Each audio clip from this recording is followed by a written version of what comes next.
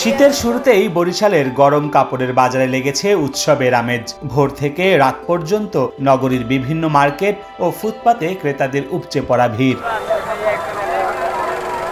শীতের তীব্রতা বাড়ার সাথে সাথে জমে উঠেছে বরিশালের গরম কাপড়ের বাজার। বিশেষ করে বরিশাল জেলা পরিষদের পুকুর পাড়ের ফুটপাতের দোকানগুলোতে বিক্রির ধুম পড়েছে। সন্ধ্যা নামতেই এখানে ক্রেতাদের উপচে পড়া ভিড় লক্ষ্য করা যায়।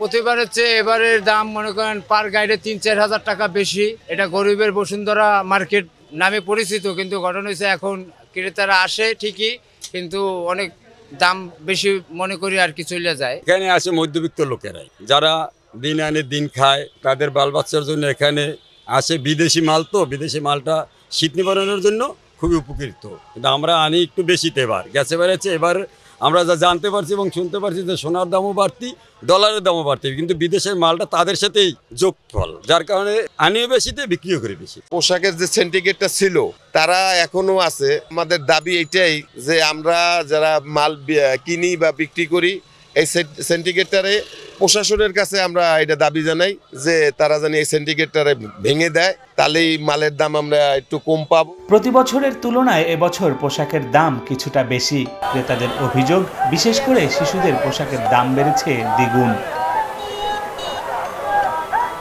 আমাদের মধ্যবিত্তদের জন্য আপনাদের সাইডের যে দোকান ব্যান্ড গুলো এগুলো দিয়ে কিনে আমরা শান্তি পাই। এর জন্য খুব তাড়াতাড়ি আসি যাতে ভালো একটু মাল নেওয়া যায়, এই কারণেই আসা। আর বড় বড় দোকানে দেখা গেছে যেটাই ধরি 500 টাকার নিতে না, 1000 টাকার নিতে না, এখানে দেখা গেছে 100 টাকার মধ্যে 3টে জিনিস নেওয়া যায়।